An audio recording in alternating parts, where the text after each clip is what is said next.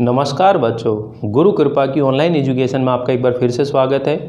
देखिए बच्चों, हम लोग 12th क्लास आरबीएसई बोर्ड में संवाद सेतु पढ़ रहे हैं और संवाद सेतु की अंतिम यूनिट जिसका नाम है रिपोर्टाज, यात्रा वृत्तांत, डायरी लेखन और संदर्भ ग्रंथ की महत्ता, इसे हम लोग पढ़ रहे थे। इससे पहले वाला जो वीडियो था उसके अंदर हम लोगों ने चर्चा की थी कि रिपोर्टाज किसे कहते हैं, रिपोर्टाज और रिपोर्ट में क्या अंतर होता है और रिपोर्टाज लिखते समय किन बातों का ध्यान रखना चाहिए। इन चीज़ों के बारे में हम लोगों ने चर्चा की थी। अगर आप लोगों ने वो पिछला वीडियो नहीं देखा है तो एक बार वीडियो जरूर देख लें ताकि आपको ये टॉपिक अच्छे से समझ में आ सके। आज के इस वीडियो के अंदर हम बात करेंगे यात्रा वृत्तांत विधा क्या है, यात्रा वृत्तांत विधा को लिखने का उद्देश्य क्या है और इसका विकास कैसे हुआ है, यानी कैसे ये आरंभ हुई थी। इन सभी सवालों को हम लोग यहाँ पढ़ने वाले हैं। तो देखिए बच्चों, इस साल के लिए मोस्ट भी है ये यात्रा वृत्तांत क्या है। यात्रा वृत्तांत साहित्य की वह विधा होती है जिसमें लेखक अपनी किसी यात्रा का वर्णन करता है। सुन लिया। अगर आपसे कहे भाई यात्रा वृत्तांत क्या है, तो यात्रा वृत्तांत साहित्य की वह विधा है जिसमें लेखक अपनी किसी यात्रा का वर्णन करता है, साथ ही उस यात्रा के दौरान लेखक को जो अनुभव प्राप्त हुए हैं या जो भी वहाँ सामाजिक, सांस्कृतिक, धार्मिक जो भी वहाँ माहौल उसे दिखाई दिया है उसका वो पाठकों के सामने क्या करता है, वर्णन करता है और पाठकों को उन स्थानों की यात्रा करने के लिए क्या करता है, वो प्रेरित करता है। तो उसे हम क्या कहते हैं, यात्रा वृत्तांत कहते हैं। तो ये जो यात्रा वृत्तांत विधा है बच्चों, एक तरह से हम ये कह सकते हैं कि मनुष्य से यायावरी जो प्रवृत्ति है उसके कारण रही है। एक सृजनात्मक प्रतिभा का धनी व्यक्ति जो है अपनी यात्रा अनुभवों को पाठकों के समक्ष क्या करता है, वो प्रस्तुत करता है। तो इस तरह से हम लोग ये चीजें लिख सकते हैं, नोट कर सकते हैं कि आखिर यात्रा वृत्तांत क्या है। तो यहां पर मैं प्रश्न के रूप में आप लोगों को ये चीजें बता रहा हूं। प्रश्न है कि यात्रा वृत्तांत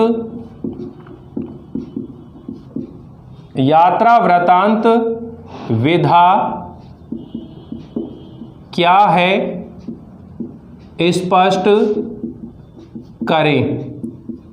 यात्रा वृत्तांत विधा क्या है, स्पष्ट करें। तो आप लोग इसको बिल्कुल आराम से नोट कर लें, लिखते हुए चलेंगे कि यात्रा वृत्तांत साहित्य की वह विधा है जिसमें लेखक अपनी किसी यात्रा के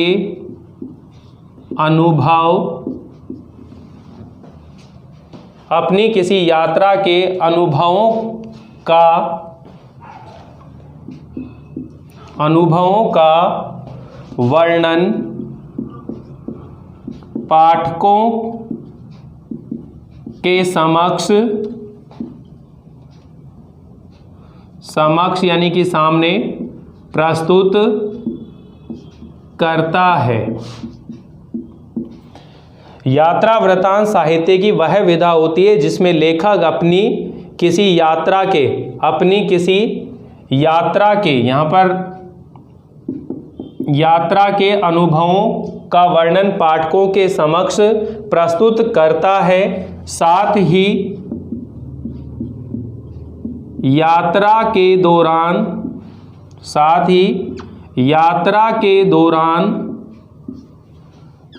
जो स्थान देखे हैं उनका भौगोलिक, ऐतिहासिक, सांस्कृतिक एवं धार्मिक दृष्टि से, ठीक है, साथ ही यात्रा के दौरान जो स्थान देखें उनका भौगोलिक, ऐतिहासिक, सांस्कृतिक एवं धार्मिक दृष्टि से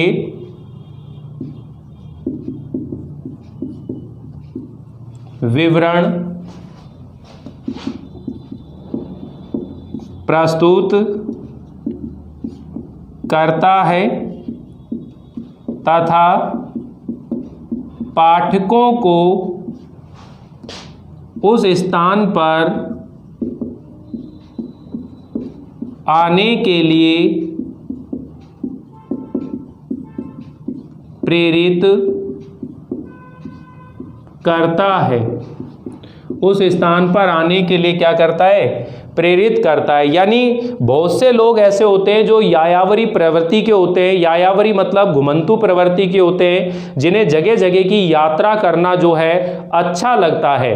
और इन्हीं कारणों की वजह से एक नई साहित्यिक विधा का क्या हुआ है? जन्म हुआ है, जिसे हम यात्रा वृत्तांत के रूप में जानते हैं।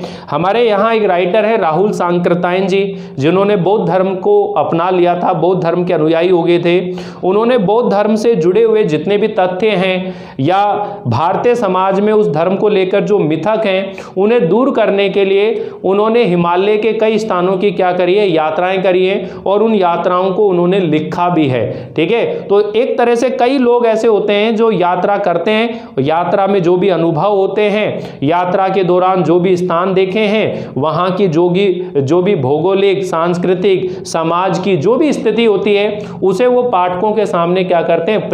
प्रस्तुत करते हैं, और पाठकों को भी इस बात के लिए प्रेरित करते हैं कि कभी अपने जीवन काल में अगर अवसर मिले तो उन स्थानों की एक बार यात्रा जरूर करें, ताकि उन स्थानों को, वहाँ के समाज को, वहाँ की संस्कृति को वो लोग भी पहचान सके। तो इस तरह से अगर हम बात करें भाई यात्रा वृत्तांत विधा क्या है, स्पष्ट करें तो यात्रा वृत्तांत साहित्य की वह विधा है जिसमें लेखक अपनी किसी यात्रा के अनुभवों का वर्णन पाठकों के समक्ष प्रस्तुत करता है। साथ ही यात्रा के दौरान जो स्थान देखे हैं उनका भौगोलिक, ऐतिहासिक, सांस्कृतिक एवं धार्मिक दृष्टि से उनका विवरण प्रस्तुत करता है, तथा पाठकों को उस स्थान पर आने के लिए क्या करता है? प्रेरित करता है। इसके साथ ही हम लोग ये भी लिख सकते हैं इसके अंदर कि जो यात्रा वृत्तांत है उसमें प्राकृतिक स्थानों की विशिष्टता, सामाजिक संरचना, आस्था एवं रीति रिवाज आदि के साथ तात्कालिक प्रसंगों का चित्रण भी किया जाता है। यात्रा वृत्तांत में किन किन चीज़ों का वर्णन किया जाता है? यात्रा वृत्तांत में प्राकृतिक स्थानों की, यात्रा वृत्तांत में प्राकृतिक स्थानों की विशिष्टता, प्राकृतिक स्थानों की विशिष्टता, साथ ही स्थानों की विशिष्टता, सामाजिक संरचना, सामाजिक संरचना, आस्था, सामाजिक संरचना, आस्था, और आस्था के साथ साथ हम बात करें रीति रिवाज, आस्था एवं रीति रिवाज आदि के साथ, आस्था एवं रीति रिवाजों के साथ तात्कालिक मतलब उस समय के तात्कालिक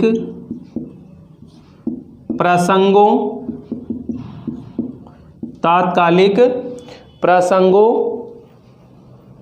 का भी चित्रण किया जाता है। तात्कालिक प्रसंगों का भी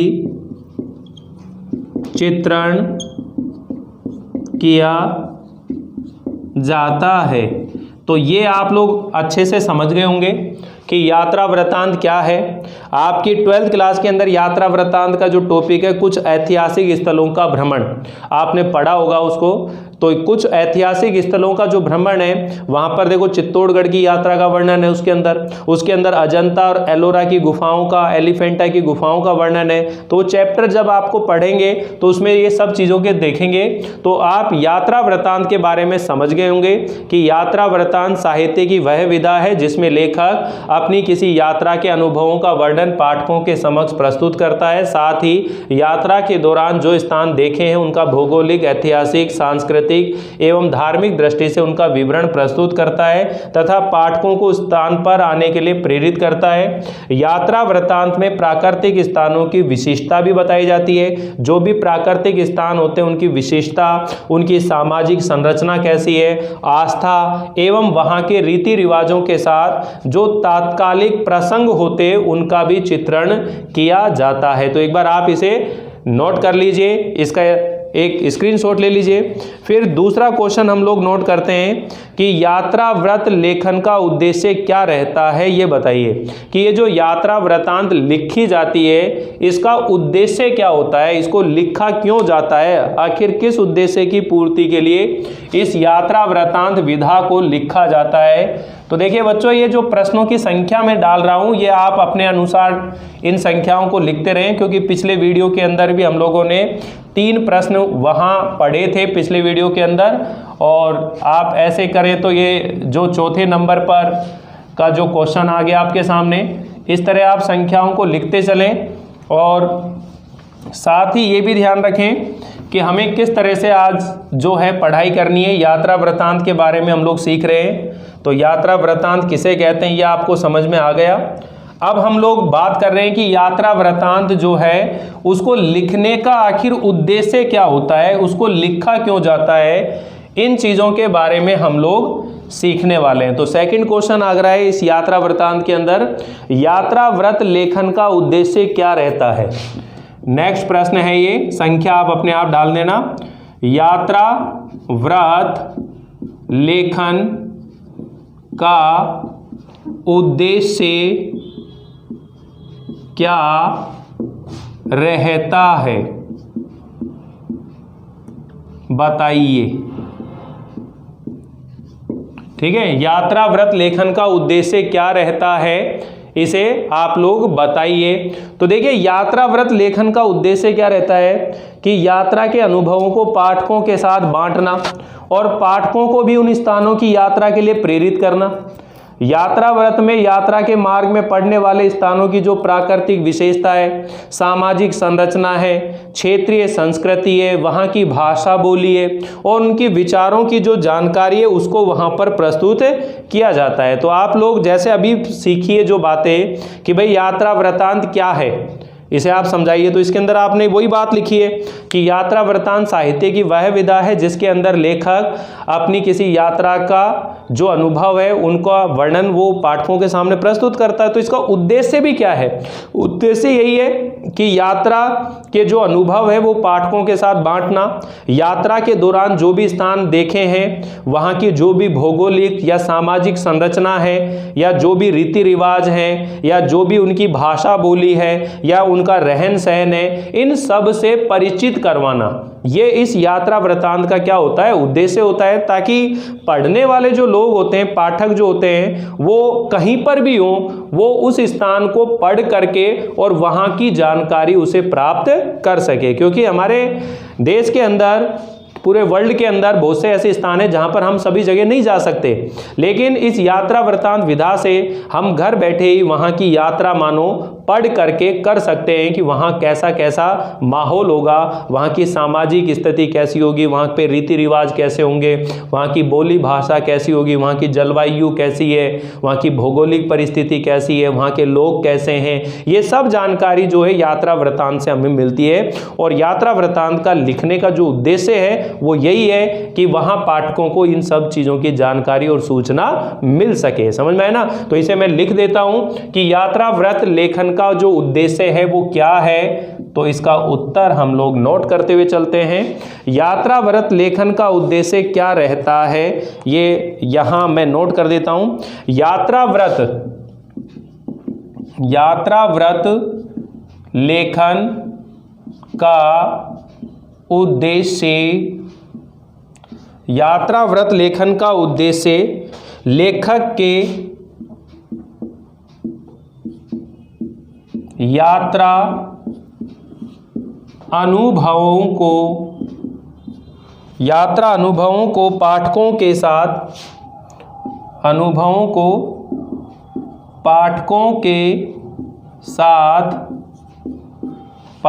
के साथ बांटना तथा पाठकों को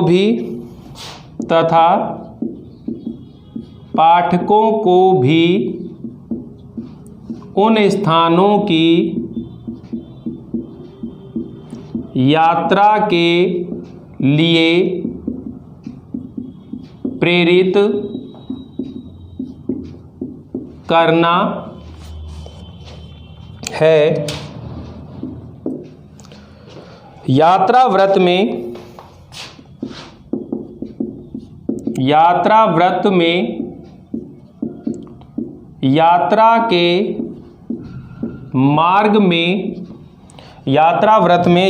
के मार्ग में पड़ने वाले स्थानों की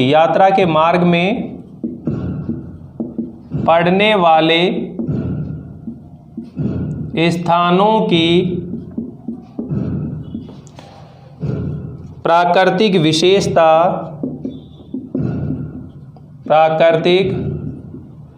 विशेषता, सामाजिक संरचना,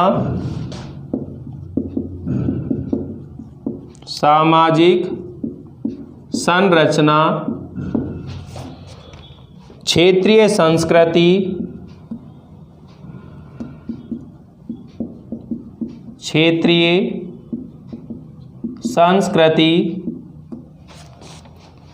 वहाँ की भाषा बोली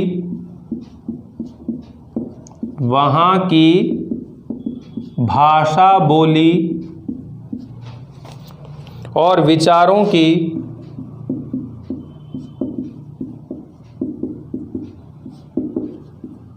विचारों की जानकारी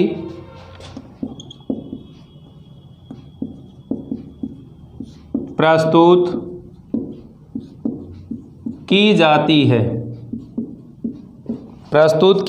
है। इस तरह यात्रा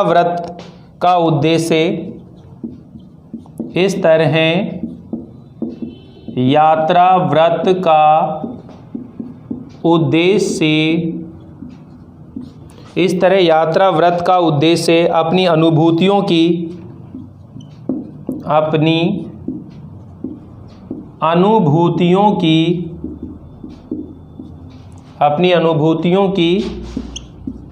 साहित्यिक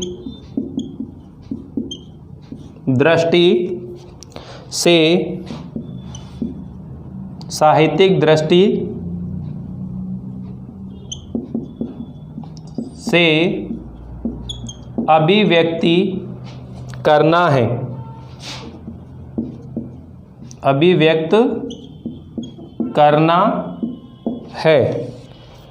तथा नए परिवेश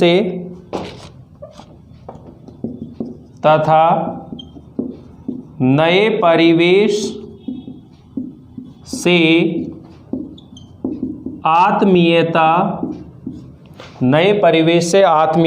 स्थापित करने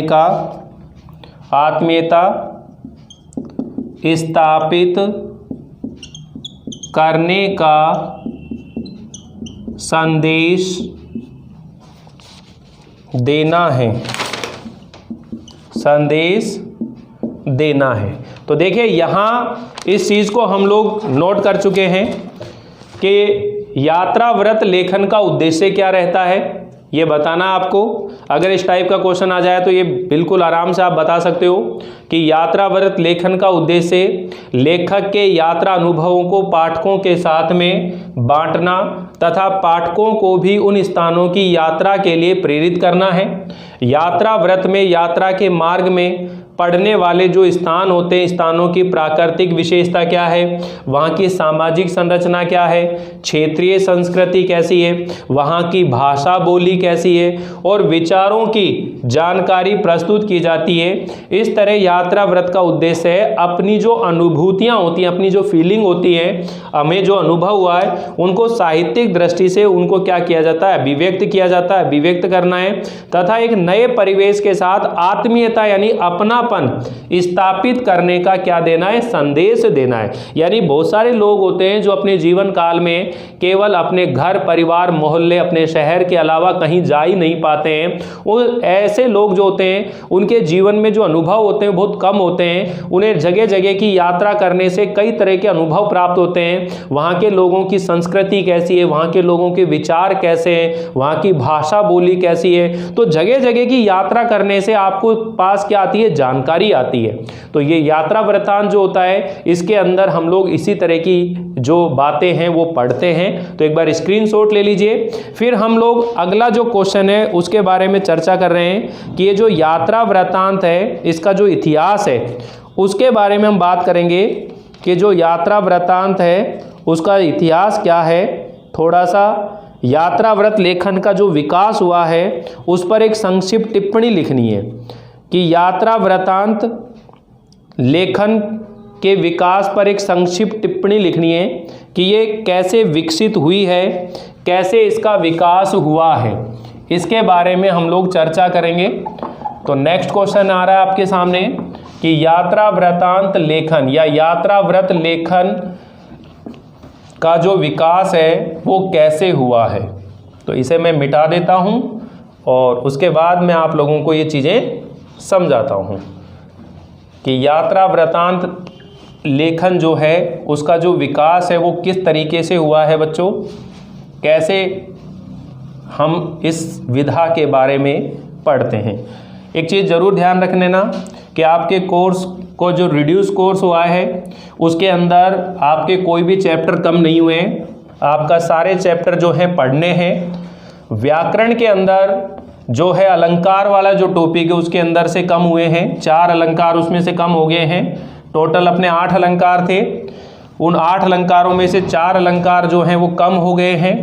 तो मैं एक अलग से उस चीज़ का वीडियो बनाऊंगा जिसमें आपको पूरा पाठ्यक्रम, उसमें एक पूरा आपके पेपर का जो ब्लूप्रिंट है उसे समझाऊंगा ताकि आप लोग इस साल अपनी तैयारी को बहुत अच्छे ढंग से कर सकें। तो देखिए नेक्स्ट क्वेश्चन है कि यात्रा व्रत लेखन के विकास पर।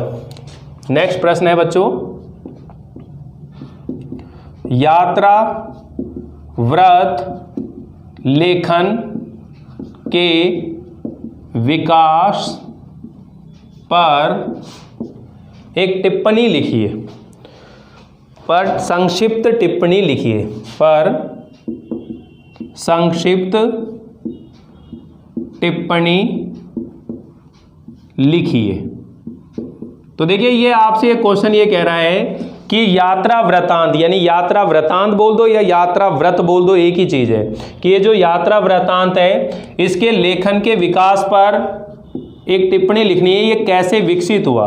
तो यात्रा वृत्तांत लेखन का जो विकास है वो बहुत ही अच्छे ढंग से आप लोग इसे सीखें कि अन्य गद्य विधाओं की तरह यात्रा व्रत लेखन का आरंभ जो है वो भारतेंदु हरिश्चंद्र हुए हैं। तो भारतेंदु हरिश्चंद्र की एक पत्रिका है कवि वचन सुधा। कौन सी पत्रिका है? कवि वचन सुधा पत्रिका है। उस पत्रिका से इसमें माना जाता है। इसके अंदर उन्होंने सरयू पार की यात्रा, लखनऊ की यात्रा, हरिद्वार की यात्रा उल्लेखनीय है। यानी जो भारतेंदु है, आप इसको ऐसे समझिए कि हिंदी साहित्य के अंदर जब मैंने आपको बताया कि 4 काल है, एक कौन सा है? आदिकाल है, एक भक्ति काल है, रीति काल है, आधुनिक काल है। तो आधुनिक काल के अंदर 6 तरह के काल विभाजन हुआ है, तो जिसमें सबसे पहले आता है भारतेंदु युग। तो भारतेंदु जो हैं वो एक तरह से हम ये कह सकते हैं पत्रकार के रूप में थे और उन्होंने कई पत्रिकाओं का जो है संपादन किया। तो उनकी एक पत्रिका का नाम है कवि वचन सुधा।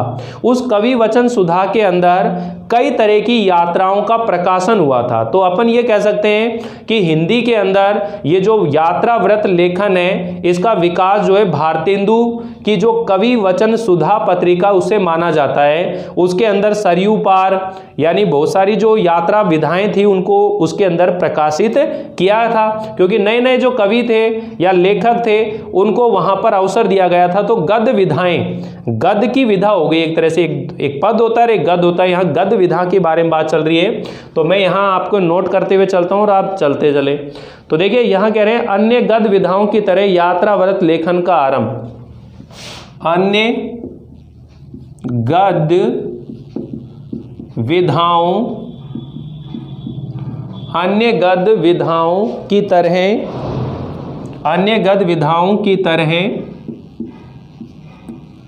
यात्रा व्रत लेखन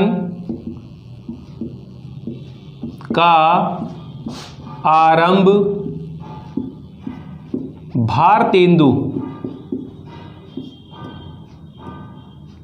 भारतेंदु की कवि वचन सुधा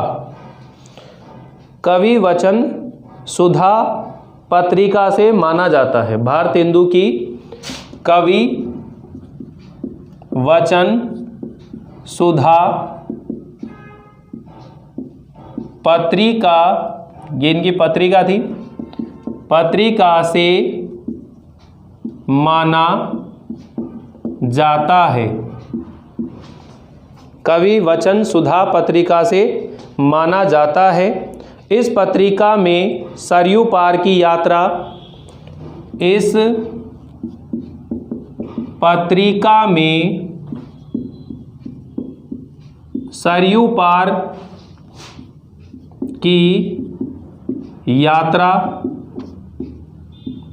कोमा लखनऊ पार की यात्रा, लखनऊ की यात्रा,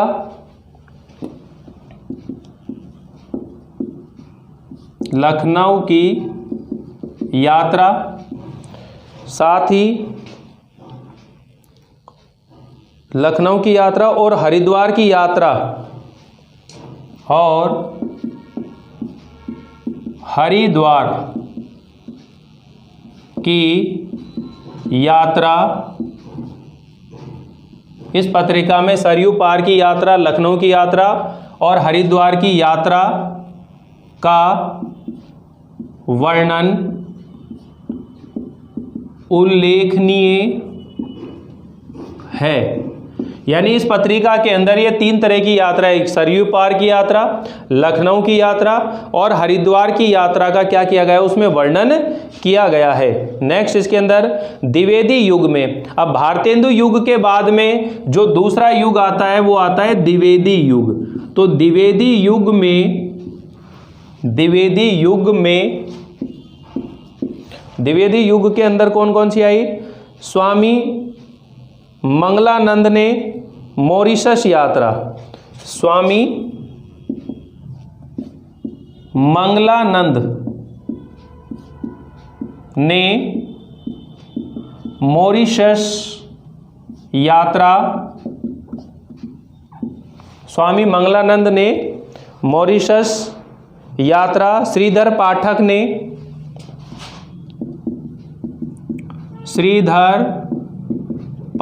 ने देहरादून, श्रीधर पाठक ने देहरादून शिमला यात्रा,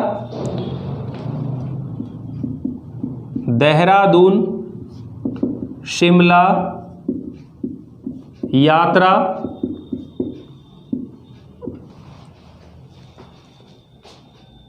और लोचन प्रशांत पांडे ने, और लोचन प्रसाद पांडे, लोचन प्रसाद पांडे ने हमारी यात्रा नामक, हमारी यात्रा नामक यात्रा व्रत लिखे, यात्रा व्रत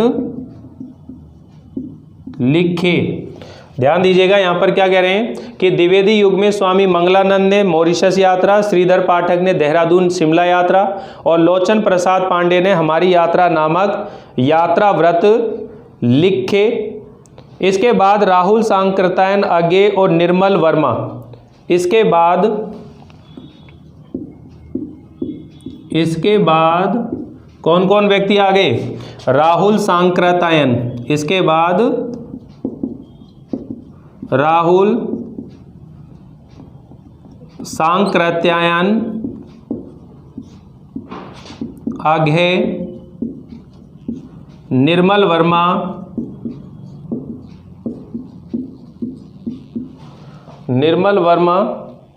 तथा मोहन राकेश ने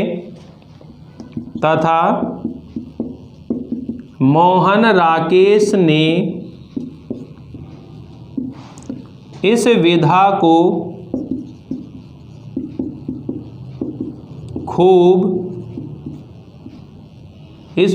खूब विकसित किया। ध्यान दीजिए बच्चों, आपसे पूछ रहे हैं कि यात्रा व्रत लेखन का जो विकास है वो कैसे हुआ, उसके ऊपर एक संक्षिप्त क्या रखनी है, आपको एक संक्षिप्त में टिप्पणी लिखनी है। तो ये संक्षिप्त टिप्पणी आप लोगों को इस तरह से दिमाग में रखनी है कि ये जो साहित्य की विधा है, ये जो गद्य के अंदर अन्य विधाएं हुई हैं, उन अन्य गद्य विधाओं की तरह यात्रा व्रत लेखन का जो आरंभ है वो भारतेंदु की जो कवि वचन सुधा पत्रिका है उससे माना जाता है। यानी कि सबसे पहले भारतेंदु युग आया, फिर द्विवेदी युग आया। तो भारतेंदु युग के अंदर जो कवि वचन सुधा पत्रिका है उसको माना जाता है। और ये जो पत्रिका थी इसके अंदर सरयू पार की यात्रा, लखनऊ की यात्रा, हरिद्वार की यात्रा, इनका वर्णन किया गया है, ये जो बहुत ज़्यादा उल्लेखनीय और लोकप्रिय होगी। फिर द्विवेदी युग के अंदर आ जाओ, तो द्विवेदी युग के अंदर कौन कौन सी होगी भाई? स्वामी मंगलानंद ने मॉरिशस यात्रा, श्रीधर पाठक ने देहरादून शिमला यात्रा लिखी और लोचन प्रसाद पांडे ने हमारी यात्रा नामक यात्रा व्रत लिखे। और इसके बाद में राहुल सांकृत्यायन अज्ञे, निर्मल वर्मा तथा मोहन राकेश ने इस विधा को खूब विकसित किया। तो इस तरह से ये जो यात्रा वृतांत है इसके अंदर आप लोग इन चीजों को नोट कर सकते हैं। यात्रा वृतांत का लेखन का उद्देश्य हो गया, इसका इतिहास हो गया, यात्रा वृतांत किसे कहते हैं इसके बारे में बात हो गई। फिर अगर हम बात करें कि जो यात्रा व्रत है लेखन के विकास में राहुल सांकृत्यायन जी का क्या योगदान रहा वो समझाना है। तो इस टाइप का एक क्वेश्चन है, ये भी आप बना सकते हो। अब हम बात करेंगे नेक्स्ट डायरी लेखन के बारे में बात करेंगे, क्योंकि ये रिपोर्टाज और यात्रा व्रत दो चीज हो चुकी है बच्चों। अब तीसरे नंबर का जो पॉइंट आ रहा है वो आ रही है डायरी लेखन। आखिर डायरी लेखन क्या होती है? सबसे पहले तो हमें ये समझना चाहिए कि जो डायरी है उसको हम दैनंदिनी मतलब रोजाना के जीवन में, हमारे जीवन में अनेक तरह की घटनाएं घटती हैं, जो हमारे जीवन के अंदर सुख दुख की कई बातें भी होते हैं और उनको हम डायरी के अंदर लिख लेते हैं, जो भविष्य में वो हमारे लिए एक अच्छा डेटा बन जाती है, एक अच्छा दस्तावेज बन जाती है। और उसके अंदर लिखी हुई हमारे किसी ऐसे स्थान की बातें या जो भी प्रसंग हमारे साथ हुआ है वो उसके अंदर लिख सकते हैं। तो अपन ये कह सकते हैं कि डायरी लेखन जो है सामान्य तौर पर साहित्य की वह विधा होती है जिसमें डायरी लिखने वाला जो व्यक्ति होता है वो अपने जीवन में या अपने आस पड़ोस में जो भी घटनाएं घटती हैं या जो भी सुख दुख की बातें होती हैं उन्हें वो प्रतिदिन डायरी के अंदर क्या करता है, लिखता हुआ चलता है। और इसका नतीजा ये रहता है कि उसके पास एक अच्छा खासा रिकॉर्ड तैयार हो जाता है